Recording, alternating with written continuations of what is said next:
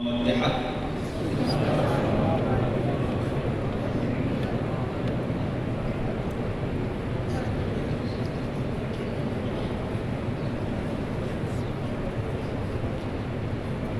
بالله من الشيطان الرجيم. بسم الله الرحمن الرحيم. الحمد لله رب العالمين. الحمد لله كما هو أهله، والصلاة والسلام على أشرف الأنبياء والمرسلين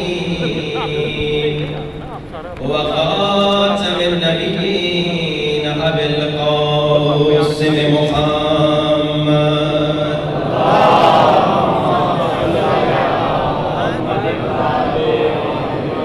وآله الطيبين الطاهرين المعصومين.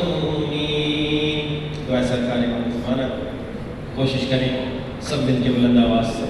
الہی عظم البلاء وبرح الخفاء وانكشف الغطاء وانقطع الرجاء وضاقت الأرض ومنعت السماء وأنت المستعان وإليك المشتكى وعليك المعول في الشدة والرخاء.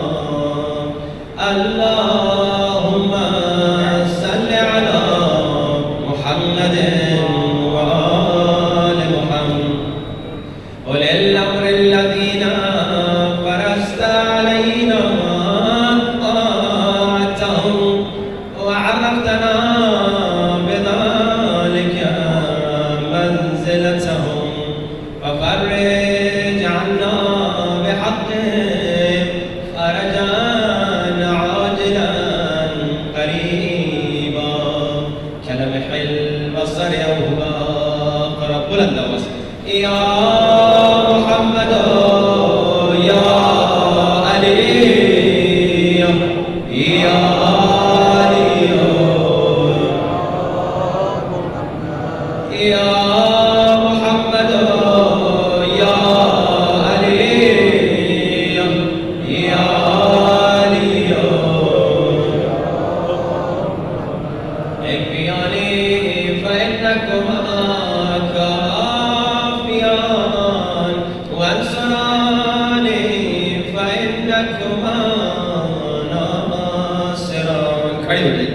یا مولانا یا صاحب الزمان الغوث الغوث أدركني أدركني أدركني الساعة الساعة الساعة العجاب العجاب العجاب يا أرحم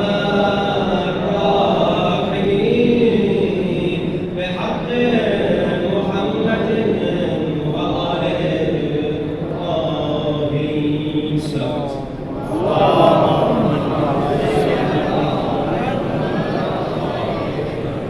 أما بعد فقد قال الله تبارك وتعالى في كتابه المجيد: يوم لا ينفع مال ولا بنون إلا من أتى الله بقلب سليم. بلند ترین صلوات.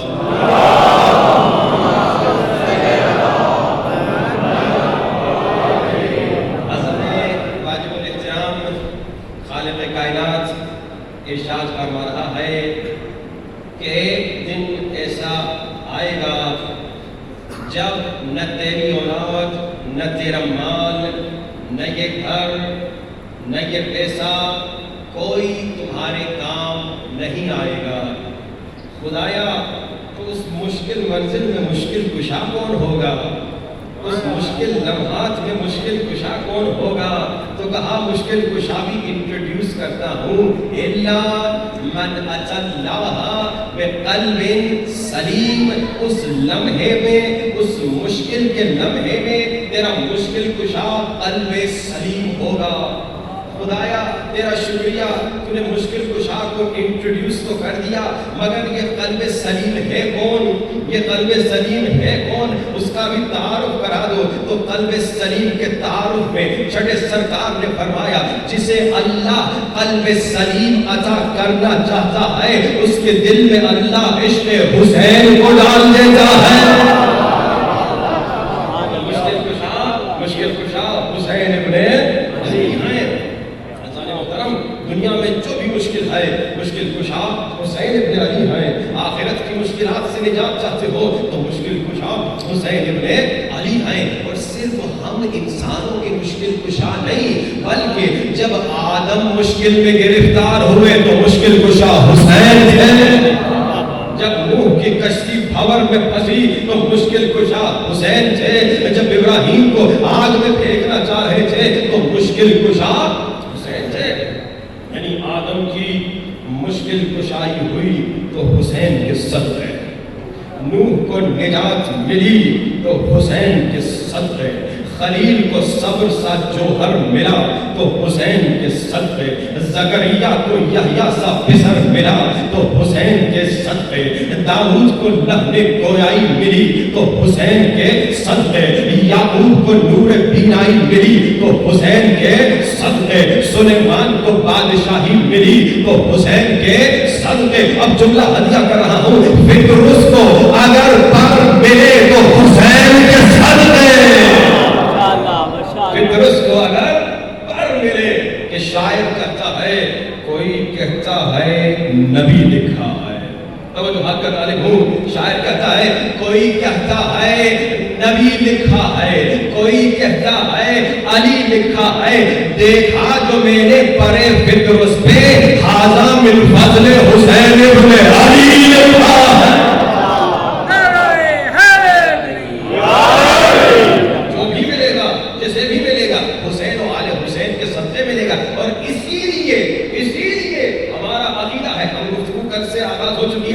قلب سلیم اور عقل سلیم پر گفتگو کر رہے ہیں، اسی لیے عقل سلیم ہمیں بتاتا ہے کہ دیکھو حسین کا مقام اپنے نانا کے علاوہ، اپنے بابا علی کے علاوہ، اپنے بھائی حسن کے علاوہ تمام امتیوں سے بھی برتر ہے، بلکہ تمام دیگر انبیاء سے بھی برتر ہے۔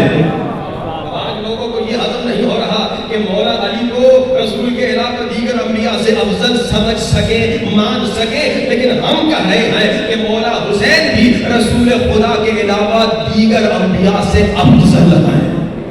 دلیل سنیے، ایک دلیل آج آپ کو سناتا ہوں۔ دلیل کیا ہے؟ ہم کہتے ہیں حضرت آدم ابو البشر، مگر حسین آدم سے افضل۔ کیا دلیل؟ حضرت آدم کی جب خلقت کا آغاز ہوا تو اللہ نے جب فرشتوں کو کہا میں آدم کو خلق کرنا چاہتا ہوں تو فرشتوں نے آدم کی خلقت پہ اعتراض کیا، بعد میں سجدہ کیا، ٹھیک ہے، مگر پہلے اعتراض کیا، مگر حسین کون ہے؟ چھٹے سرکار فرماتے ہیں ہر فرشتہ، چاہے زمین کا فرشتہ ہو چاہے آسمان کا فرشتہ، وہ خدا سے التجا کرتا ہے کہ خدایا مجھے حسین کی زیارت پہ جانے دے۔ تو آدم کون؟ جس کی خلقت پہ فرشتے اعتراض کرے، حسین کون؟ جس کی زیارت پہ فرشتے اصرار کرے۔ مجھے حسین کی زیارت کرا دے، خدایا مجھے حسین کی زیارت کی اجازت دے۔ اچھا اب یہاں پہ کوئی کہہ سکتا ہے اچھا جب اللہ نے آدم کا پتلا بنایا، جب اللہ نے اپنی روح اس میں ڈالی تو اللہ نے کہا اب آدم کو سجدہ کرو، لیکن یہاں پہ ایک عربی زبان کا بڑا پیارا شعر ہے جس کا خلاصہ ترجمہ اردو میں سناؤ۔ شاعر کہتا ہے کہ اگر آدم کی صلب میں مصطفیٰ اور مرتضیٰ کا نور نہ ہوتا تو اللہ آدم کو سجدہ کرنے کا حکم نہ دیتا۔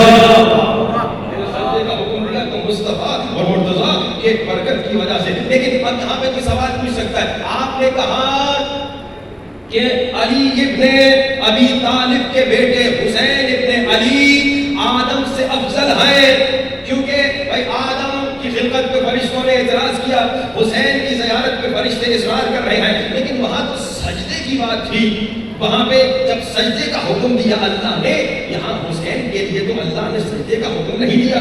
بھائی بات ٹیکنیکل ایک سوال ہے، سوال پوچھا جا سکتا ہے، ہم نے کل بھی کہا تھا کہ بھائی ہم عقل سلیم کے سائے میں سوال پوچھیں گے، ہم سے بھی اگر کوئی عقل سلیم کے سائے میں آ کر سوال پوچھا جائے تو ہم جواب دیں گے کہ بھائی آدم کو تو اللہ نے سجدہ کرنے کا حکم دیا، تمام فرشتوں کا کہ آدم کو سجدہ کرو، مگر حسین کے لیے تو فرشتوں نے یہ تو نہیں کہا، اللہ نے یہ تو نہیں کہا کہ حسین کو سجدہ کرو۔ بالکل بات سمجھ میں آتی، لیکن سجدہ ہوتا کیا ہے ذرا یہ بھی تو سمجھو، سجدہ سر کے جھکانے کا نام ہے۔ سجدے میں کیا کرتے ہیں؟ سجدے میں سر جھکاتے ہیں۔ ہاں اللہ نے آدم کو کہا سجدہ کرو، آدم کے لیے کہا فرشتوں آدم کو سجدہ کرو، حسین کے لیے سجدے کا حکم نہیں آیا، لیکن حسین کے لیے دوسرا حکم آیا۔ کیا حکم آیا؟ قل لا اسألکم علیہ اجرا الا المودۃ فی القربى۔ جلال الدین سیوطی نے اپنی کتاب تفسیر در منصور میں لکھا، رسول خدا سے پوچھا گیا یا رسول خدا یہ قربہ کون ہے؟ فرمایا قربہ فاطمہ ہے، قربہ حسن ہے، قربہ حسین ہے، قربہ علی ہے۔ ہاں آدم کے لیے سر جھکانے کو کہا، مگر حسین کے لیے دل جھکانے کو کہا۔ آدم کے لیے آدم کے لیے کہا سر جھکاؤ، مگر حسین کے لیے کہا دل جھکاؤ۔ اور عزیزان محترم، سر ایک بار جھکتا ہے پھر اٹھ سکتا ہے، مگر دل جب ایک بار جھک جائے پھر دوبارہ نہیں اٹھتا۔ حسین آدم سے افضل ہے، حسین دیگر انبیاء سے افضل ہے، انشاءاللہ گفتگو ہوتی رہے گی، اشارہ کرتے رہیں گے، لیکن ہم نے کیا کہا کہ قلب سلیم کو حاصل کرنے کے لیے عقل سلیم کی مدد کی ضرورت ہے۔ عقل سلیم کے سائے میں انسان جب زندگی کرے گا، عقل سلیم کے سائے میں انسان جب عقیدہ بنائے گا، عقل سلیم کے سائے میں جب انسان زندگی بسر کرے گا تو یقیناً قلب سلیم کی طرف جائے گا، اور قلب سلیم انسان کو جنت کی طرف لے جائے گا۔ اب آئیے، جیسے کل ہم نے عقل سلیم کے سائے میں کچھ سوالات پوچھے تھے۔ عقل سلیم پوچھ رہا ہے، اے میرے سنی بھائی، ہاتھ باندھ کر کے نماز پڑھنے سے پہلے ذرا سوچو، عقل سلیم کے سوالات ہیں، ذرا سوچو اگر ہاتھ باندھ کر کے نماز پڑھنا سنت نبی تھی تو پھر تمہارا پہلا خلیفہ ابو بکر وہ ہاتھ کھول کے نماز کیوں پڑھتا تھا؟ ایک سوال ہے، پیار اور محبت سے، جھگڑے سے نہیں، فتنے سے نہیں، تفرقہ بازی کے ساتھ نہیں، پیار اور محبت سے اپنے پیارے بھائیوں سے سوال پوچھتے ہیں۔ عقل سلیم کے سائے میں، عقل سلیم کے سائے میں میرے بھائیوں تم سے سوال پوچھتا ہوں، بھائی رسول خدا جب دنیا سے گئے تو رسول خدا کے جنازے میں کیا تمہارے پہلے خلیفہ ابو بکر، کیا تمہارے دوسرے خلیفہ عمر، کیا رسول خدا کے جنازے میں آئے تھے یا نہیں؟ سوال ہے، سوال ہے، عقل سلیم کا سوال ہے، پیار و محبت سے سوال ہے۔ اگر آئے تھے تو ابن ابی شیبہ نے اپنی کتاب المصنف میں کیوں لکھا کہ نہیں آئے تھے؟ بھائی سوال ہے، عقل سلیم کے سائے میں ہم سوال پوچھتے ہیں کہ بھائی ہم کہتے ہیں کہ تم شیعوں کو کافر کہتے ہو، یہ جو شیعہ کافر کہتے ہو، بھائی ذرا عقل سلیم سے مدد مانگو۔ اگر تم نے شیعہ کو کافر کہا تو صرف ہم شیعہ نہیں ہے، ابراہیم بھی شیعہ ہے۔ عقل سلیم کے سائے میں آگے سوال پوچھے، عقل سلیم کے سائے میں اگر ہم اپنے بھائیوں کو کہتے ہیں بھائی ہم پہ اعتراض کرنے سے پہلے کہ بھائی تم میں حافظ قرآن نہیں، پہلے اس سوال کا جواب دو کہ 4 خلیفوں میں علی مولا کے علاوہ دوسرے 3 خلیفوں میں کون کون حافظ قرآن تھا؟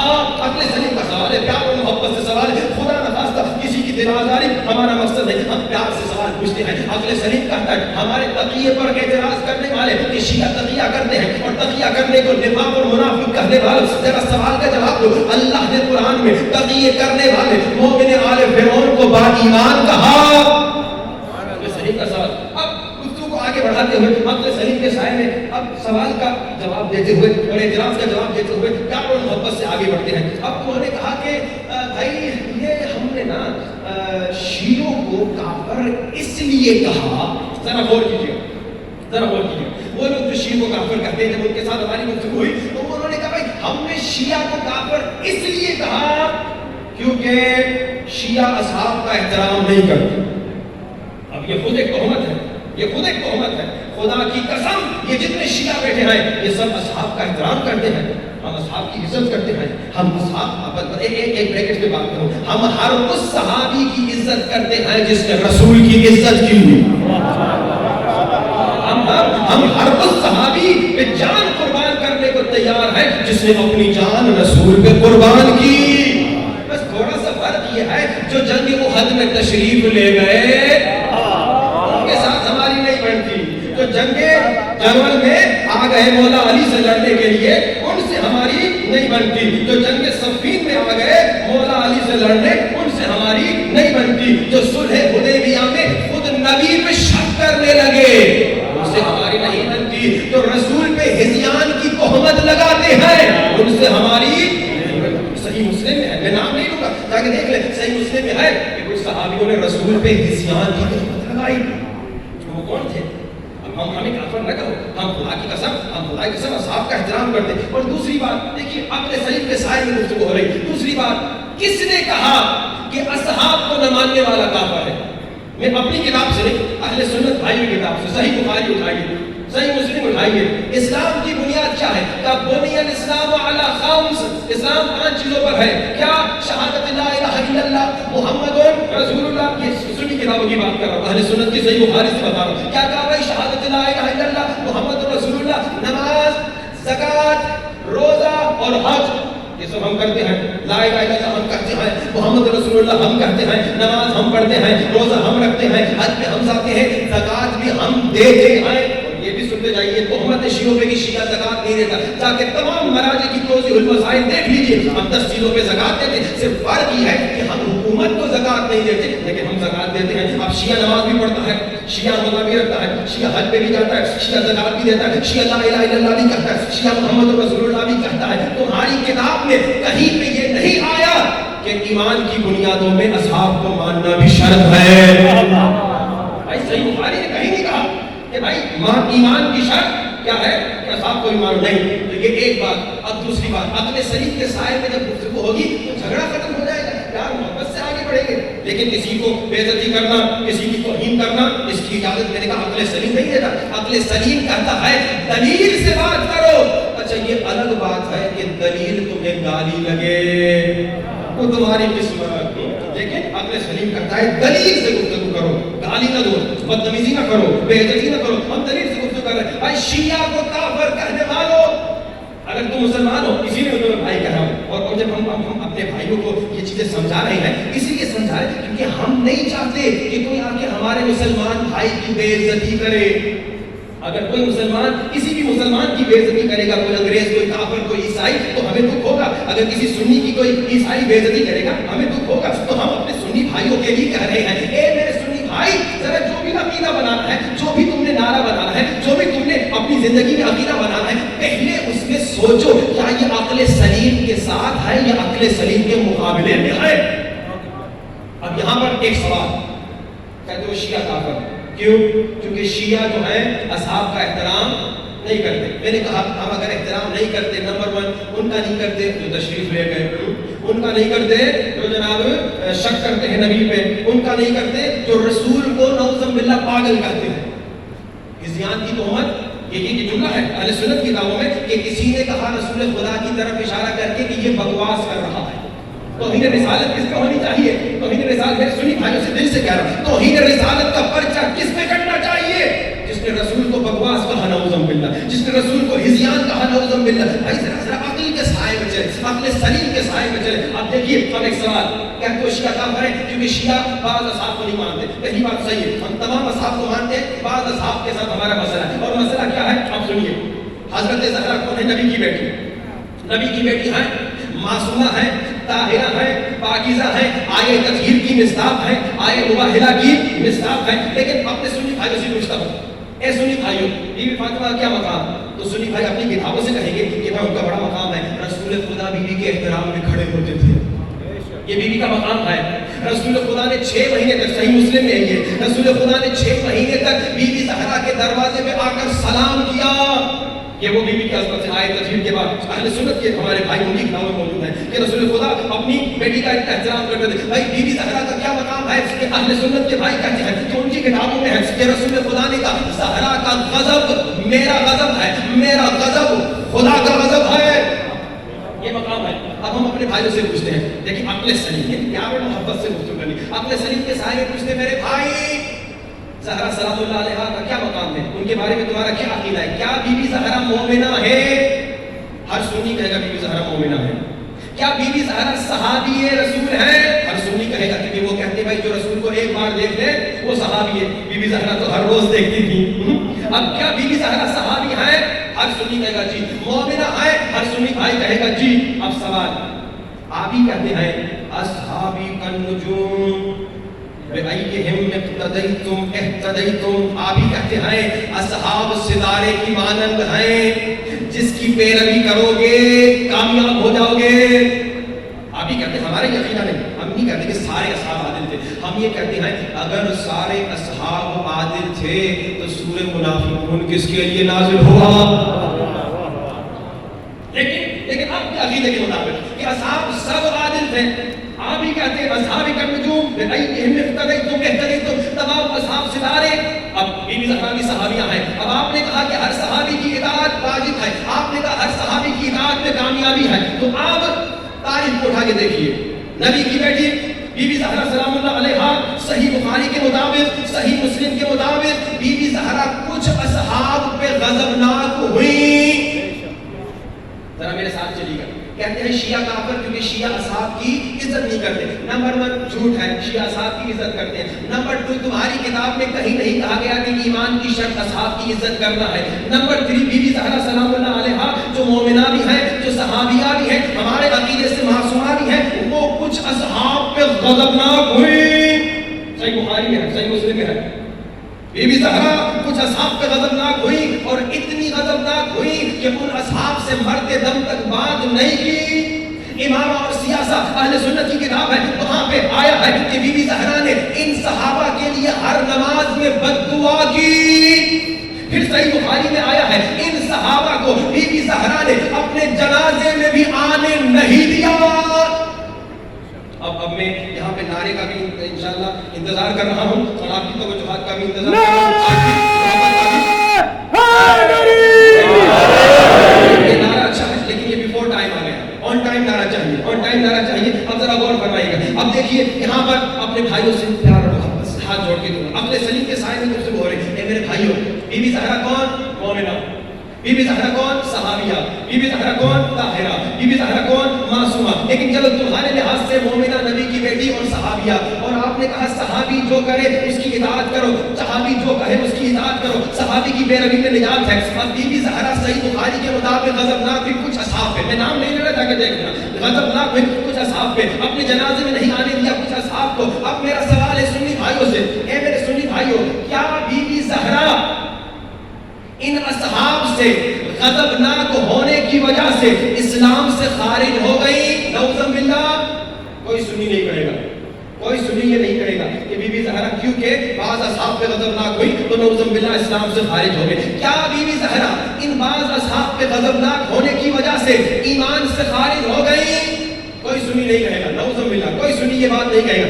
یعنی بی بی زہرا, توجہات کا طالب ہوں, توجہات کا, یعنی بی بی زہرا بعض اصحاب پہ غضبناک ہونے کے باوجود مسلمان بھی ہیں, مومنہ بھی ہیں. تو بس اسی طرح آج ہم پہ اعتراض نہ کرنا کہ ہم بعض اصحاب پہ غضبناک کیوں ہوتے ہیں. ہم سیرت صحابیہ بی بی زہرا سلام اللہ علیہا پہ عمل کرتے ہیں. بعض اصحاب پہ غضبناک بھی ہیں, مسلمان بھی ہیں, مومن بھی ہیں.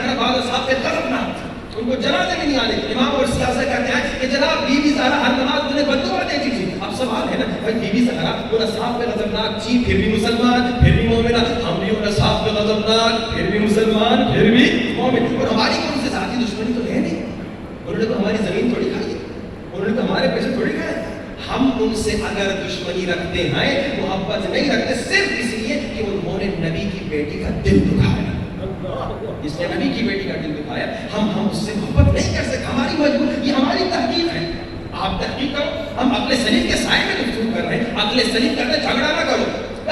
اب آج پاکستان میں انفارچونیٹلی یہ دشمن جھگڑا کروا رہا ہے, شیعہ سنی کو لڑا رہا ہے. اس میں فائدہ کس کو ملے گا؟ دشمن کو ملے گا. میں نے کیا کہا؟ ہمارا خدا ایک, ہمارا نبی ایک, ہمارا قرآن ایک, ہمارا کعبہ ایک, ہمارا دشمن بھی ایک. اسلام کو نابود کرنا چاہتا ہے. شیعہ ہو یا سنی تمہارا دشمن سے اسلام کو نابود کرنا چاہتا ہے. شیطان پرست جو لوگ ہیں وہ تمہیں نابود کرنا چاہتے ہیں. تو آؤ متحد ہو جاؤ, آؤ ایک ہو جاؤ. لیکن ایک ہو گے, دو بھائیوں میں بھی اختلاف ہوتا ہے, دو شیعہ بھائیوں میں بھی اختلاف ہوتا ہے, تو سنی شیعہ بھائی میں اگر اختلاف ہوا تو پیار و محبت سے گفتگو کریں, عقل سلیم کے سائے میں گفتگو کریں. لیکن عقل سلیم کیا ہے یہ بھی سنتے جائیں. کل میں نے آپ کو مثال دی تھی, عقل سلیم کیا ہے؟ انسان نکلا, بچہ گیا اپنی اماں کے لیے دوائی لینے, ماں مرنے والی ہے, اسے دوائی بہت جلدی پہنچانی ہے. راستے میں باندر کو اس نے کھیلتا دیکھا, اس باندر کو دیکھتے ہوئے مست ہو گیا, اصل مقصد سے بھول گیا, اصل مقصد سے دور ہو گئے. عقل سلیم کہتا ہے تیرا مقصد یہ ہے کہ جلدی اپنی ماں کے لیے دوائی ہے. ایک اور مثال آپ کو دیتا ہوں. بھائی ایک آدمی چل رہا تھا, دوڑ رہا تھا, بھاگ رہا تھا, اچانک کنویں میں گرا. جیسے کنویں میں گرا, اب نیچے گر رہا ہے, نیچے اس نے اچانک دیکھا بہت بڑا اژدہا ہے. عقل سلیم کو سمجھے, دیکھا بہت بڑا اژدہا ہے, یہ اژدہا اسے کھا لے گا. ابھی گر, اچانک اس کی نظر پڑی ایک گھاس پہ جو اس کنویں میں لٹکا ہوا تھا. اس نے گھاس کو پکڑ لیا. ایک رسی سمجھیے, ایک گھاس, آپ نے کنویں میں دیکھا ہوگا گھاس لٹکی ہوئی ہوتی ہے, ایک گھاس اس نے پکڑ لی. ایک رسی اس نے دیکھی, رسی اس نے پکڑ لی, بچ گیا. خدایا تیرا شکریہ, میں بچ گیا, اس رسی سے میں بچ گیا. اب کیا ہے, نیچے اژدہا ہے, منہ کھول کے بیٹھا ہے. عقل سلیم کیا کہتا ہے؟ جلدی جلدی اوپر جاؤ, یہ نیچے اژدہا تمہیں کھا لے گا. اور پھر اس نے غور کیا, وہ رسی جس کو اس نے پکڑا ہے اسے دو چوہے کھا رہے ہیں. دو چوہے کھا رہے ہیں, ایک کالا چوہا, ایک سفید چوہا. اب یعنی یہ رسی کٹنے والی ہے, یعنی یہ رسی ٹوٹنے والی ہے, اور نیچے اژدہا ہے. اب عقل سلیم کیا کہتا ہے؟ اے انسان جلدی اوپر چلا جا, نیچے جو اژدہا ہے, یہاں دو کالے اور سفید چوہے اس رسی کو کھا رہے جس میں تو لٹکا ہوا ہے, جلدی اوپر چلا جا, اوپر نجات دے. ابھی اوپر جانے لگا, اچانک اس کی نظر شہد پہ پڑی. ہنی شہد. اس نے کہا جی شہد, یہ تو دیسی شہد ہوگی, چھوٹی مکھیوں والی شہد ہے, یہ تو بڑی مزیدار شہد ہوگی. اور شہد کھانا شروع ہو گیا, شہد کھانا شروع ہو گئے. اب یہ عقل سلیم کا کام ہے. عقل سلیم کہتا ہے نہیں بھائی یہ تو بے عقلی ہے, تو شہد, اور شہد مزیدار ہے کوئی بات نہیں, یہ چھوٹی مکھی کی شہد ہے کوئی بات نہیں, اصلی شہد ہمارے شہر میں نہیں ملتی کوئی بات نہیں. ابھی تمہارا مقصد شہد کھانا نہیں ہے, ابھی جلدی اوپر جاؤ. کیوں؟ کیونکہ یہ دو چوہے رسی کو کاٹ رہے ہیں. اگر رسی کٹ گئی, نیچے اژدہا انتظار میں منہ کھول کے تمہیں کھا لے گا, تم مر جائے گا. ابھی تیرا مقصد, عقل سلیم یہ کہتا ہے, ابھی تیرا مقصد یہ کہ جلدی اوپر چلا جا. یہ رسی تمہاری زندگی ہے عقل سلیم, یہ چوہے دن اور رات ہیں, اور نیچے اژدہا وہ موت ہے جو تیرے انتظار میں ہے. اے عقل سلیم کے سائے میں زندگی بسر کرنے والے انسان, جلدی اوپر چلا جا. لیکن جو انسان بے عقلی میں زندگی بسر کرتا ہے, وہ انسان اسی شہد کو کھانے میں مست ہوتا ہے, اسی کے فضائل سناتا ہے کہ بڑی مزیدار ہے, چھوٹی مکھی کی ہے, ہمارے شہر میں اتنی خالص نہیں ملتی. آئیے عقل سلیم ہمیں قلب سلیم کی طرف لے جائے گا, قلب سلیم ہمیں جنت لے جائے گا. قلب سلیم مولا حسین ہے, عقل سلیم بھی ائمہ اطہار ہیں. عقل سلیم یعنی کیا؟ آپ یہ نہ سمجھیے جب میں عقل سلیم کہہ رہا یعنی ہماری عقل نہیں, ہماری عقل انڈیپینڈنٹلی کچھ بھی نہیں ہے. ہماری عقل قرآن اور نبی کے سائے میں جا کے عقل سلیم سے جوڑی ہوگی. عقل سلیم کیا ہے؟ عقل سلیم وہ عقل ہے جو خدا, نبی اور امام سے کنیکٹڈ ہے. اور جب ہم عقل سلیم سے کنیکٹڈ ہو جائیں گے تو پھر ہمیں کامیابی ملے گی. اگر ہم اپنی عقل کو انڈیپینڈنٹلی استعمال کریں گے تو اس کو قیاس کہتے ہیں. قیاس کی ہمارے یہاں اجازت نہیں ہے, بلکہ ہمارے اہل سنت کے بھائی, ان کے امام ابو حنیفہ قیاس کیا کرتے تھے. قیاس کی اجازت نہیں ہے, اور وہ قیاس بیچارے اس لیے کرتے تھے کیونکہ 11 ہجری کے بعد ان کے ہاں سنت نبی بند ہو گئی. کیونکہ ان کے پاس محمد مصطفیٰ کے جانے کے بعد کوئی سنت نہیں رہی, کوئی سیرت نہیں رہی, مختلف وجوہات کی. ایک وجہ یہ تھی انہوں نے رسول کی احادیث کو جلا دیا, بہت ساروں نے, میں انشاءاللہ آگے بتاؤں گا, اس پہ گفتگو ہوگی عقل سلیم کے سائے میں. انہوں نے رسول کی احادیث کو جلا دیا, انہوں نے رسول کے کلام کو مٹا دیا, اور ان کے پاس رسول کے جانے کے بعد, محمد کے جانے کے بعد کوئی دوسرا محمد نہیں تھا, تو ان کی سیرت 11 ہجری کو رک گئی. مگر ہمارے پاس پہلا بھی محمد ہے, دوسرا بھی محمد ہے, بیچ والا بھی محمد ہے, آخری بھی محمد ہے, کہ خالق نے کچھ اس طرح اتارے ہیں محمد, ہر دور میں ہر شخص کو پیارے ہیں محمد. کیوں در زہرا پہ جبریل نے جا کے یہ نہیں سوچا کہ پیغام کسے دوں, یہ سارے ہیں محمد.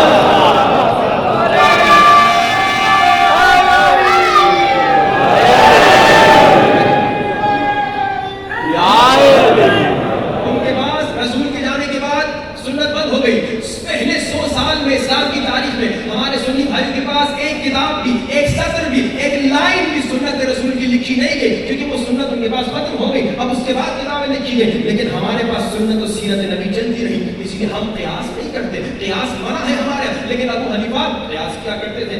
ایک مرتبہ آ گئے امام کے پاس، کن کے پاس؟ چھٹے سرکار کے پاس، کیونکہ امام کے شاگرد تھے ابو حنیفہ، اور ابو حنیفہ کو امام کی شاگردی پہ بڑا فخر بھی تھا۔ ابو حنیفہ اکثر کہا کرتے تھے لولا السنتان لهلك النعمان، اگر وہ 2 سال جو میں امام صادق کی شاگردی میں تھا، اگر میں امام کی شاگردی نہ کرتا میں ہلاک ہو جاتا۔ ایک جملہ کہوں آپ کی پیاری سماعت کو، یہ لولا لولا کہنے کی بڑوں کو بڑی عادت ہے۔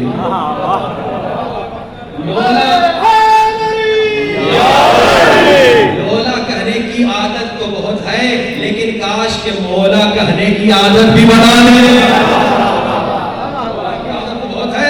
اب آ گئی ابو حنیفہ مولا کے پاس، مولا نے کہا میں نے سنا ہے کہ تم قیاس کرتا ہے۔ کہتا جی مولا جب قرآن حدیث میں کوئی بات نظر نہیں آتی تو میں ایسے کرتا ہوں کہ اپنی عقل استعمال کرتا ہوں، انڈیپینڈنٹلی۔ یہی میں نے کہا عقل سلیم یعنی کیا؟ یعنی ایک انسان عقل سلیم یعنی قرآن، نبی اور مولا علی کے مدد اور فرمائشات اور احادیث کے سائے میں تمہیں زندگی بسر کرنی، یہ عقل سلیم ہے۔ لیکن یہ کہ میں انڈیپینڈنٹلی اپنی ہی عقل کو سب کچھ سمجھوں نہیں۔ مولا نے چلو تو قیاس کرتا ہے، اپنی عقل کو چلاتا ہے، میں ایک سوال پوچھتا ہوں، مرد کمزور ہے یا عورت؟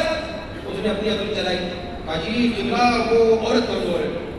مولا نے کہا اگر عورت کمزور ہے، کمزور کو تو زیادہ مدد کی جاتی ہے نا، کمزور کو زیادہ سپورٹ کی جاتی ہے نا، تو اللہ نے کمزور کا ورثہ آدھا کیوں رکھا؟ اگر عورت کمزور ہے تو پھر اللہ نے اس کا ورثہ آدھا کیوں رکھا؟ پتہ نہیں۔ میں نے کہا چلو جی پھر پوچھتا ہوں، قتل بڑا گناہ ہے یا زنا بڑا گناہ ہے؟ سوچا کہا مولا قتل بڑا گناہ ہے۔ مولا نے کہا اگر قتل بڑا گناہ ہے تو قتل کے لیے 2 گواہ کی ضرورت کیوں ہے؟ زنا کے لیے 4 گواہ کی ضرورت کیوں ہے؟ مولا پتہ نہیں۔ میں نے کہا یہی تو میں سمجھا رہا ہوں، بہت لمبا بات ہے، میں سے اشارہ کیا، یہی تو میں سمجھا رہا ہوں، اپنی عقل کے ذریعے سے تو کہیں نہیں جا سکتا۔ اگر دین کو عقل سے سمجھنا بھی ہے تو ہم اہل بیت کی عقل سے سمجھنا ہے۔ اول ما خلق اللہ نوری، اور سب سے پہلے اللہ نے عقل رسول کو خلق کیا، عقل کو خلق کیا، نور رسول کو خلق کیا، اور علی مولا کے نور کو خلق کیا۔ عقل رسول کی مدد سے، عقل علی کی مدد سے، گویا میں آسان کہوں عقل سلیم کی مدد سے انسان خود کو عقل سلیم کے ساتھ قلب سلیم تک پہنچائے گا۔ اور میں نے کیا کہا کہ دیکھیے قلب سلیم کو اگر ہم نے حاصل کرنا ہے، اس کے لیے ہم نے نفس امارہ کو شکست دینی ہے۔ یہ نفس امارہ سب کے اندر ہے، آپ جتنے مومنین ہیں آپ سب کے اندر ہے، شیعہ ہو سنی ہو سب کے اندر ہے، مولوی ہو ذاکر ہو سب کے اندر ہے، نفس امارہ سب کے اندر ہے۔ اس کا کام کیا ہے؟ تمہیں برائی کی طرف لے جانا، تمہیں گناہ کی طرف لے جانا۔ عمر ابن سعد کیسے عمر ابن سعد بنا؟ آپ کیا سمجھتے عمر ابن سعد پیدائشی امام کا قاتل تھا؟ نہیں۔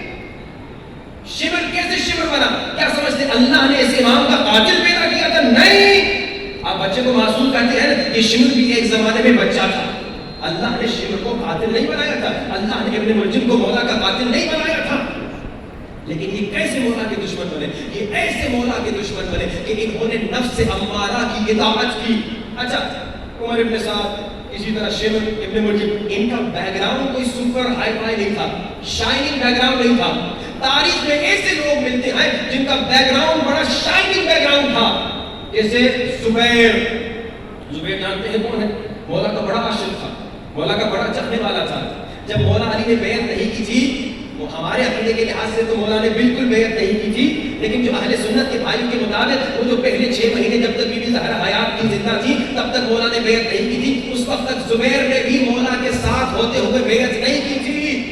اتنا مولا کا چاہنے والا تھا، مولا کا سپورٹر تھا، مولا کا قبیزات بھائی تھا، مولا کا رشتہ دار تھا۔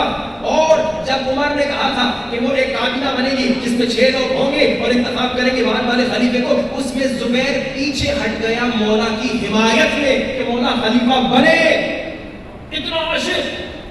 مگر کیا ہوا؟ زبیر جنگ جمل میں مولا علی سے لڑنے آ گیا۔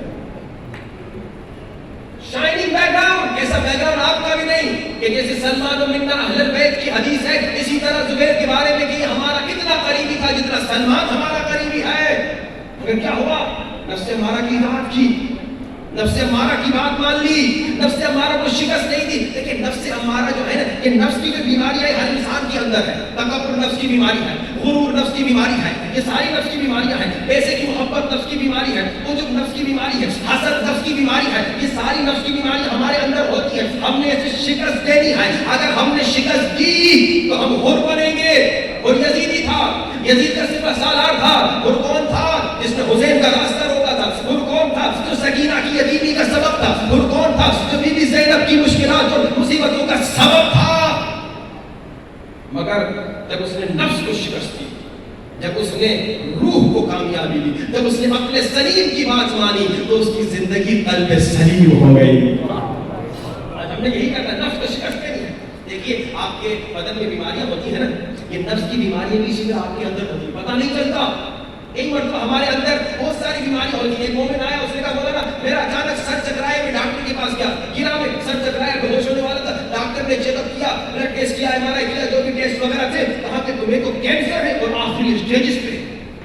کتنے ایسے بیمار بیچارے آ کے کہتے مولانا ہمیں تو پتہ ہی نہیں تھا کہ ہم تو وہ یہ کہتے ہم تو بیمار ہی نہیں تھے، اچانک سے بیماری لگے. نہیں، بیماری اچانک نہیں لگتی، یہ بیماری آہستہ آہستہ بلڈ اپ ہوتی ہے. تو کڈنی میں پتھری ہو جاتی ہے، گیس بلیڈر میں پتھری ہو جاتی ہے، یا اچانک ایک دن میں اتنی بڑی پتھری ہوگی؟ نہیں، یہ بلڈ اپ ہوتی ہے، بڑھتی جاتی ہے، بڑھتی جاتی ہے. آپ کو پتہ نہیں چلتا، آپ علاج نہیں کرتے، آپ تشخیص نہیں دیتے، آپ ڈائگنوز نہیں کرتے، تو پتھری بڑی ہو جاتی ہے، پیشاب بند ہو جاتا ہے، پھر تڑپتے ہیں، آپریشن کرنا پڑتا ہے. یہ جو ہارٹ اٹیک ہوتا ہے کہ اچانک سے آپ کی ساری بونز بند ہو گئی، اچانک سے آپ کی آرٹریز بند ہو گئی، اچانک سے آپ کو یہ بیماری لگی ایک دن میں. نہیں، یہ سالوں سے لگتی ہے. اسی طرح ہے انسان، تمہارے اندر نفس کی بیماریاں ہیں. آیت اللہ العظمیٰ بہجت کرتے ہیں. اور آیت اللہ العظمیٰ بہجت کون ہے؟ یہ وہ بزرگ عارف تھے جو ہمیشہ یا ستار یا ستار یا ستار کا ذکر کرتے تھے، یعنی یہ پردے ڈالنے والے، یہ پردے ڈالنے والے. کیونکہ انہیں لوگوں کی اصل شکل نظر آتی تھی. بہت سارے لوگ جو آتے ہیں ان کی ظاہری شکل انسانی ہے، لیکن بعض اندر سے کتا ہے، بعض اندر سے سور ہے، بعض اندر سے سانپ ہے، بعض اندر سے باندر ہے. وہ باطنی شکل بعض لوگوں کی حیوانی ہے. قرآن کہتا ہے بعض لوگوں کی باطنی شکل حیوان سے بدتر ہے. اے انسان، آج اللہ بہجت کرتے ہیں، اے انسان جانتے ہو شمر بڑا ملعون تھا، لیکن ہر انسان بالقوہ شمر اس کے اندر ہوتا ہے. بالفعل ابھی موقع نہیں ملا. آپ کہیں بولو نا یہ بالقوہ اور بالفعل کیا ہے؟ ایک آسان مثال، یہ جتنے بچے بیٹھے ہوئے، جتنے غیر شادی شدہ بچے ہیں، یہ بالقوہ باپ ہو سکتے ہیں مگر بالفعل باپ نہیں ہے. یعنی ویسے ہو سکتے ہیں، ابھی شادی نہیں کی، ابھی بچے ہیں تو باپ نہیں ہے. تو بالقوہ اور بالفعل کا فرق سمجھ میں آ گیا. بالقوہ یعنی اس میں یہ چانسز ہیں ہونے کے، بالفعل یعنی ہو گیا. کہا کہ ابھی بہت سارے لوگ شمر نہیں بنے لیکن بالقوہ شمر ہے، ان کے اندر شمر کے وائرس ہے. شمر کو پیسے سے محبت تھی. ہر وہ انسان جو خمس نہیں دیتا، ہر وہ انسان جو غریب کی مدد نہیں کرتا، وہ انسان بالقوہ اندر سے اس کے اندر شمر کے وائرس موجود ہیں. شمر کیسے بنا؟ جب مولا حسین کے سینے پہ آیا تھا، جب مولا کو شہید کرنے آیا تھا، مولا نے کہا کیوں مجھے شہید کر رہا ہے؟ کیا نہیں جانتا میں کون ہوں؟ کیا نہیں جانتا میں نبی کا نواسا ہوں، میں علی کا بیٹا ہوں، میں زہرا کا بیٹا ہوں؟ کہا جانتا ہوں. تو پھر مجھے کیوں مارا؟ کہا مجھے یزید پیسہ دے گا. آج جو انسان رشوت لیتا ہے اور ظلم کرتا ہے، آج جو انسان پیسے کی خاطر ظلم کرتا ہے، وہ بالقوہ شمر ہے، اس میں شمر کے وائرس ہے. یہ خطرناک بیماری ہے. اسے موقع نہیں ملا شمر بننے کا. ایسے انسان کو اگر موقع مل جائے تو وہ بھی شمر بن کے دکھائے گا. پوری کوشش ہم نے کرنی. اس میں 10 دنوں میں ہم پوری کوشش کریں گے کہ نفس کو شکست دینے کے ٹیکنیک سیکھیں گے، قلب کو سلیم بنانے کا طریقہ سیکھیں گے، عقل سلیم کو بڑھانے کا طریقہ سیکھیں گے، اور وہ چیزیں جو عقل سلیم سے ہمیں روکتی ہیں اس کے بارے میں کوشش کریں گے گفتگو ہو کہ کیسے ہم اپنے عقل سلیم کو مضبوط بنائیں، ان چیزوں سے دور ہو جائیں جو عقل سلیم کو کمزور کرتی ہیں، اور قلب سلیم ہماری زندگی میں آ جائے. قلب سلیم کیا کہتا ہے؟ قلب سلیم کہتا ہے اے انسان تو حسین کا عاشق ہے تو حسین کے لیے قربانی دے. تو امام زمانہ کا عاشق ہے تو امام زمانہ کے لیے قربانی دے. عقل سلیم کہتا ہے پوری زندگی تمہیں جو کچھ ملا امام زمانہ کا صدقہ تھا. بچہ ملا امام کا صدقہ، بیوی ملی امام کا صدقہ، پیسہ ملا امام کا صدقہ. ہمیں جو مل رہا ہے، نہ صرف ہمیں، سنی کو بھی جو کچھ مل رہا ہے امام کا صدقہ اور احسان ہے. غیر مسلمان کو بھی جو اللہ دے رہا ہے امام کا صدقہ اور احسان ہے. ان کو معلوم نہیں، تمہیں معلوم تو ہے. اب امام کے لیے کچھ تو قربانی دو. کل 60% لوگوں نے ہاتھ اٹھایا. انہوں نے کہا ہم 500 سلوات پڑھیں گے اور امام زمانہ کو 40 دنوں تک ہدیہ کریں گے. آج ٹیسٹ کا وقت آ گیا. ابھی میں مومنین سے پوچھوں گا کہ جو مومنین کل آئے تھے اور انہوں نے وعدہ کیا تھا ان میں سے جس نے 500 مرتبہ صلوات پڑھ کے امام کو ہدیہ دی ہاتھ اٹھایا ہے.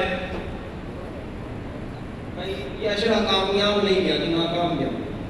کیونکہ کل 60% لوگوں نے ہاتھ اٹھایا تھا کہ ہم 500 صلوات پڑھیں گے, اور آج تو 5% لوگوں نے ہاتھ اٹھایا کہ ہم نے صلوات پڑھی.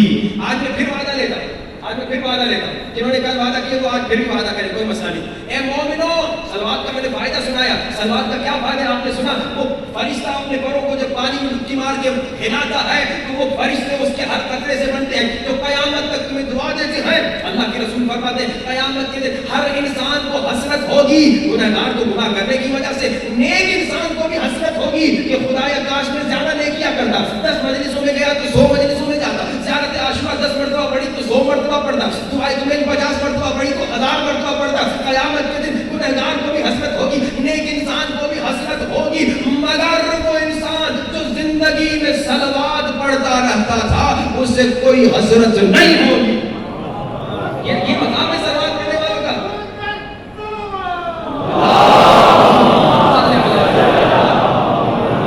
صلوات کا تمہیں فائدہ. میں نے یہ تو نہیں کہا تھا کہ کل میرے اکاؤنٹ میں 500 روپے ڈال کے آنا, میں نے کہا تھا اپنے اکاؤنٹ میں 500 صلوات ڈال کے آنا. اب وہ مومنین جو کل یہاں پر تھے انہوں نے وعدہ بھی کیا تھا اور پورے 24 گھنٹوں میں امام زمانہ کے لیے آدھا گھنٹہ نہیں دیا. ان سے سوال پوچھتا ہوں, پورے 24 گھنٹے میں چائے پی, کھانا کھایا, پانی پیا, بیگم سے گپ شپ کی, بچوں سے گپ شپ کی, جاب پہ گئے, نوکری کی, پیسے کمائے, تمام چیزوں کے لیے وقت تھا. امام زمانہ کے لیے وقت نہیں تھا. کیسے شیعہ ہو, کیسے چاہنے والے ہو. میں نے کہا یہ جو تم یہاں مجلس میں آتے تمہارا مقام بہت بڑھ گیا ہے, تمہارا اسٹیٹس اب نارمل اسٹیٹس نہیں. عقل سلیم کہتا ہے اے انسان جب تمہیں اللہ نے اتنا بڑا مقام دیا, کیا مقام دیا؟ عزادار حسین. یہ ایک اسٹیٹس ہے, یہ ایک مقام ہے, ہر ایک کو نہیں ملتا, تمہیں ملا ہے, اللہ نے تمہیں دیا ہے. عزادار حسین ہو تمہیں یہ مقام جب اللہ نے دیا, اب اس مقام کی عزت کرو. جس کی وجہ سے یہ مقام ملا اس کی عزت کرو. امام کو 500 صلوات نہیں دی, جان دو گے کل امام کے لیے جان قربان کریں گے؟ معذرت سے وہ انسان جو آج 500 صلوات امام کو نہیں دے سکتا کل جان بھی نہیں دے گا. یہی کہا وہ مومنہ جو آج امام کی خاطر حجاب نہیں کر سکتی کل کیسے جان دے گی؟ وہ مومن جو آج امام کی خاطر داڑھی کے چند بال نہیں رکھ سکتا کل وہ کیسے جان دے گا؟ میں نے کوئی خاص بات نہیں مانگی, میں نے کہا 500 صلوات پڑھو. امام کا اتنا اس کو فائدہ ہمیں, میں نے کئی مومنین کو بتایا. کل کی مجلس آپ کے یہاں کے بعد جب میں دوسری مجلس میں گیا, جب میں صلوات کا نسخہ دے رہا تھا وہاں سامنے مومن نے اٹھ کے ہاتھ اٹھا کے کہا مولانا میں پچھلے سال سے صلوات پڑھ رہا ہوں, آپ نے تو 40 دن کی بات کہی تھی, میرے 20 دن میں مشکلات ختم ہو گئی. ایک مومن تھا آسٹریلیا میں, اس کو 6 مہینے سے کہہ رہا تھا میری جاب نہیں مل رہی, میں بڑی محنتیں کر رہا ہوں, پڑھا لکھا بھی ہوں, تجربہ بھی ہے, ایکسپیرینس بھی, ایجوکیٹڈ بھی ہوں, لیکن مولانا جاب نہیں مل رہی, کیا کروں؟ میں نے کہا دن میں 5000 صلوات پڑھو, پنجر پاک کو ہدیہ دو. آسٹریلیا برسبن کا مومن تھا, میں نے محرم میں اسے نسخہ دیا. اربعین میں جب میں ٹورنٹو گیا مومن نے مجھے فون کر کے بتایا مولانا وہ 6 مہینے سے جاب نہ ملنے والی 40 دنوں میں صلوات کی برکت سے مل گئی. صلوات برکت دیتی ہے, صلوات عظمت دیتی ہے, مقام فائدہ آپ کا. مگر پھر بھی نہیں, پتہ ہے کیوں؟ کیونکہ انسان اس چیز کے لیے محنت کرتا ہے جس کی اس کے ذہن میں ویلیو ہو. آپ محنت کرتے پیسے کمائیں, بڑی گاڑی خریدیں, بڑا گھر خریدیں, اچھے کپڑے پہنے, یہی ہے نا. کیوں کرتے محنت؟ پیسے کیوں کمانے کی محنت کرتے ہیں؟ کہ بڑا گھر بڑی گاڑی چاہیے. جس چیز سے محبت ہوتی ہے اس کے لیے محنت کرتے ہو, اور جس شخص سے محبت ہوتی ہے اس شخص کو تحفے دیتے ہو. صلوات نہ پڑھنا تمہارا بتا رہا ہے نہ تمہارے زندگی میں امام زمانہ کی کوئی ویلیو ہے, نعوذ باللہ نہیں. تمہیں امام سے اتنی محبت ہے, جب جوانوں کی تازہ تازہ شادی ہوتی ہے, منگنی ہوتی ہے, کتنے تحفے لے جاتے ہیں, روز روز تحفے دیتے ہیں اپنی منگیتر کو, اپنی بیوی کو, تازہ تازہ شادی ہوتی ہے, اور اتنے تحفے دیتے ہیں کہ اس لڑکے کی ماں بھی ناراض ہو جاتی ہے, کم وقت مجھے تو تحفہ دیتا نہیں تھا, اب روز روز اپنی بیگم کو تحفے دے رہا ہے, کیونکہ محبت تھی. امام سے محبت نہیں. خدا میں نے کہا کہ محرم میں ہم نے تبدیل ہونا ہے, ہم نے قلب سلیم بنانا ہے, ہم نے امام سے کنیکٹ ہونا ہے. آج پھر میں وعدہ لے رہا ہوں, امید ہے کہ پورا مجمع ہاتھ اٹھا کے کہ ہم نے صلوات پڑھی. جو مومن وعدہ کرتا ہے کہ 40 دن تک ہر روز 500 مرتبہ صلوات امام زمانہ کو, یوسف زہرا کو, بانی مجلس امام حسین کو ہدیہ کرے گا, تو ہاتھ اٹھا کے وعدہ کرے. کل والے بھی ہاتھ اٹھا سکتے ہیں. مجمع وعدہ کرتے رہتے ہو, ماشاءاللہ پورا مجمع ہاتھ اٹھاتا ہے, اور جب عمل کا وقت آتا ہے تو چلے جی کوئی بات نہیں, انشاءاللہ کل پھر میں پوچھوں گا, لیکن آج ایک اعلان کرنا چاہتا ہوں. اور پھر مسائل. بہت آپ کو زحمت دی, آپ کو بہت شکریہ, آپ لوگ وقت پہ آئے. بس ایک کہنا, ایک اور امتحان آپ سے لینا چاہتا ہوں. جمعہ کب ہے؟ آج کون سا دن ہے؟ آج منگل ہے. منگل کے بعد ہے بدھ, اس کے بعد ہے جمعہ.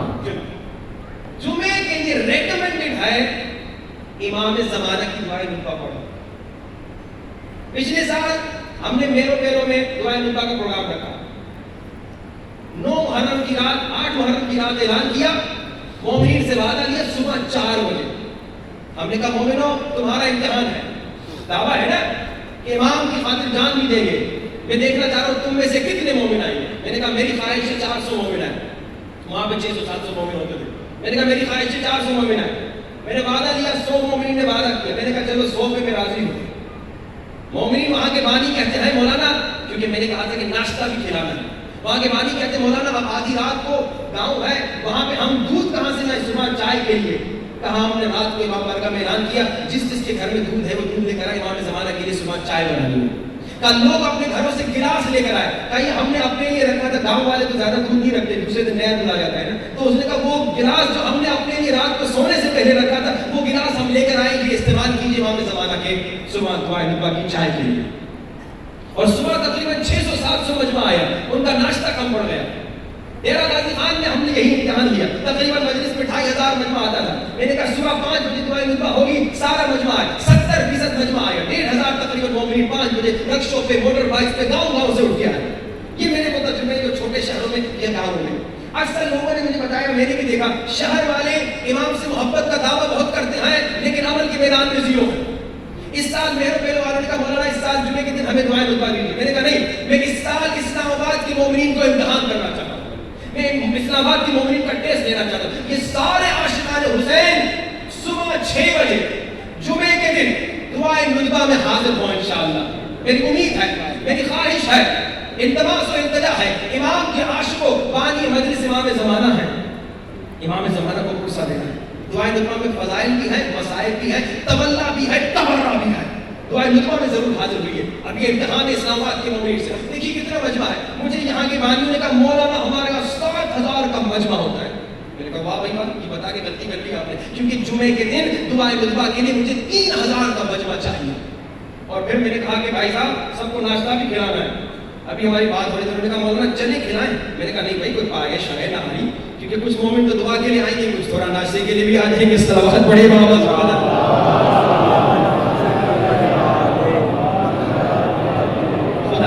اپنے بھائیوں کو بتائیے, مومنات کو بتائیے, اگر یہ مجمع جو ابھی یہاں پر ہے دعائیں نبوہ میں آ جائے. اور میں ہمارے جو ذاکر یہاں کے موجود ہیں ان سے بھی بھائی, جو ہمارے ذاکر بھائی, ان سے بھی ریکویسٹ کروں گا اگر وہ بھی آ سکتے ہیں انشاءاللہ صبح 6 بجے آئیں, تاکہ انشاءاللہ دعا کے درمیان کوئی لوہا انشاءاللہ امام زمانہ کا وہ پڑھے تو کیا مزہ آ جائے گا, کیا لطف آ جائے گا. مومنین کو پیغام دے اور انشاءاللہ یہ 2 دنوں میں وہ بھی موٹیویٹ کریں, میں بھی موٹیویٹ کروں گا کہ تمہارا ٹیسٹ ہے. کہتے ہیں نا اگر ہم کربلا میں ہوتے مولا جان قربان کرتے, اب ٹیسٹ ہے, اب ٹیسٹ ہے. یہ دیکھو جان ابھی نہیں مانگے, صرف ٹائم مانگ رہے. نیند چھوڑ کے صبح 6 بجے آنا, آفس جانے سے پہلے. ہم نے آفس ٹائم پہ نہیں رکھا, 6 سے تقریباً 7 بجے تک ہو جائے, 7 سے 7:30 ناشتہ, 8 بجے اپنے آفس اسکول میں چلے جائیں گے انشاءاللہ. امید ہے کہ انشاءاللہ اسلام آباد کے مومن ہمیں سرخرو کریں گے. اور دعائیں نبوہ میں ہزاروں کی تعداد میں مومن امام زمانہ کو پرسہ دینے آئیں گے. ہم نے انگلینڈ میں ایک مرتبہ ولورہمپٹن میں یہی کام کیا تھا. انگریز جو ہوتے ہیں, جو انگلینڈ میں لوگ رہتے ہیں, وہ تو بہت ہی زیادہ دنیا دار ہو جاتے ہیں کیونکہ وہ جاتے ہی پیسے کمانے کے لیے وہاں پر ہیں. مومنین نے کہا مولانا صبح 6 بجے کوئی نہیں آئے گا, انگلینڈ میں کون آئے گا. لیکن جب وہاں پر بھی ہم نے ٹیسٹ کیا تو بچے, چھوٹے بچے الحمدللہ اسکول کا ڈریس پہن کے آئے تھے کہ ہم دعائیں نبوہ پڑھیں گے اور یہاں سے اسکول جائیں گے. جب انگلینڈ میں رہنے والے ماشاءاللہ انہوں نے اتنی کامیابی دکھائی تو آپ تو پاکستان میں رہنے والے مومنین ہو تو انشاءاللہ امام زمانہ کی دعا میں ضرور حاضر ہوئیے گا. آئیے گریہ کریں, بہت بڑے وقت لے لیا, 5 یا 10 منٹ انشاءاللہ مسائل اور گریہ کریں تو بلند آواز سے گریہ کریں, گریہ کریں تو تڑپ کے گریہ کریں, گریہ کریں تو چیخ کے گریہ کریں, گھٹ کے رونا نہیں, بلند آواز سے رویا کرنا. کیونکہ جب تم مجلس میں آتے ہو نا تو تم صرف مجلس میں نہیں آتے, اور کون مجلس میں آتے ہیں, بیوی سکینہ بھی مجلس میں آتی ہے, بیوی زینب بھی مجلس میں آتی ہے. جب بھی سے مولا حسین میں آیا کرو لوگ گھٹ گھٹ کے میں رونا آیا اور بلند آواز سے رونا جیسے کوئی بوڑھی ماں اور جوان بیٹے کی لاش پہ ہائے بیٹا ہائے ہائے کر کے روتی ہے پیسے حسین کے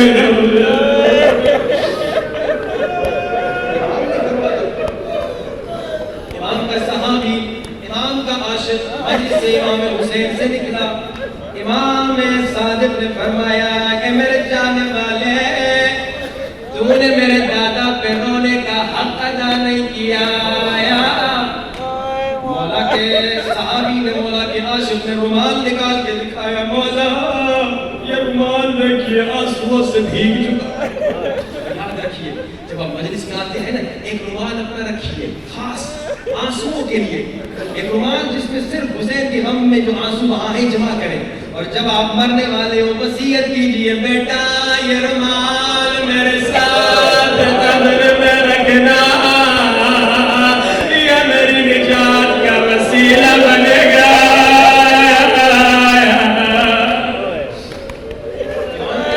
رومال نکال کے کہا مولا یہ رومال دیکھیے میں نے بڑا گریا کیا آنسوؤں سے بھیگ چکا مولا نے کہا میں نے یہ تو نہیں کہا تو نے میرے دادا کے غم میں گریا نہیں کیا میں نے کہا تو نے گریے کا حق ادا نہیں کیا کہا مولا کیسے گریا کر فرمایا جیسے کوئی بوڑھی ماں جوان بیٹے کی لاش پہ تڑپ تڑپ کے کہتی ہے رو رو کے کہنا ہے حسین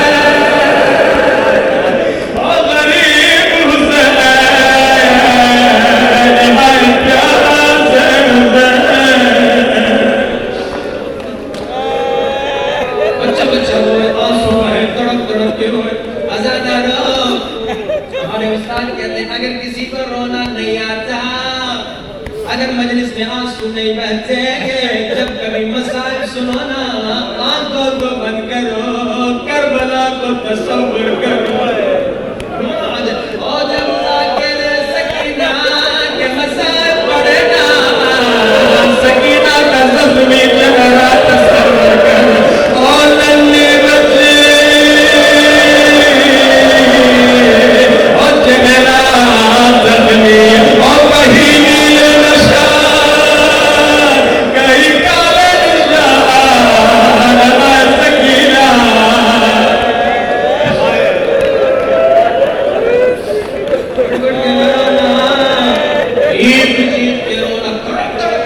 ہمارے استاد کہتے ہیں لوگوں جب بھی مسائل میں رونا اتنا چیخنا اتنا چیخنا اتنا چیخنا تمہاری آواز بیٹھ جائے اور کیونکہ سکینہ نے اتنا چیخا اور سکینہ کی آواز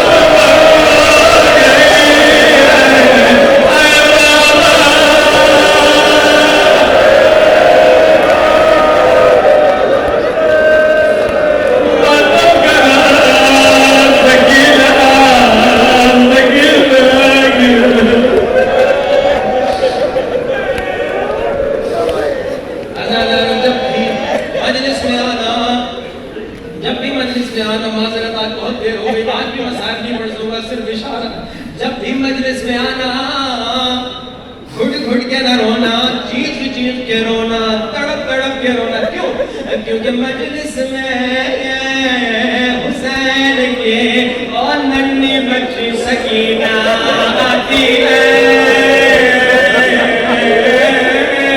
مجھے نہیں معلوم میرا دل کہتا ہے اور جب تمہیں روتا دیکھتی ہوگے اور جب تمہیں سر پیٹتا دیکھتی ہوگے رو رو کے پوچھتی ہوگی پپھی اماں ان کا بابا سے کیا رشتہ ہے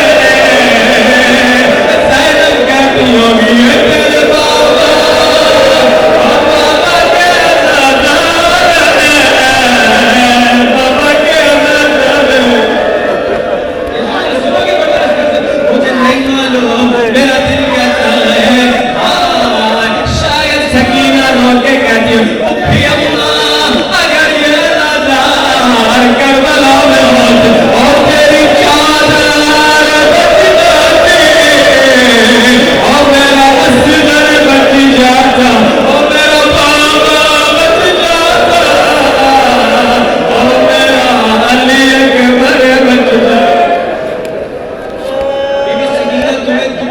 یہ روتی ہوئی آنکھوں سے آنکھوں کو بلند کرو، امام زمانہ کو بلا، آنکھوں کو بلند، اس مومن سے برداشت نہیں ہو سک رہا، صرف سن رہا ہے میں قربان سجاد کی غربت پہ، اور سجاد دیکھ رہے تھے اور ظالم فقیر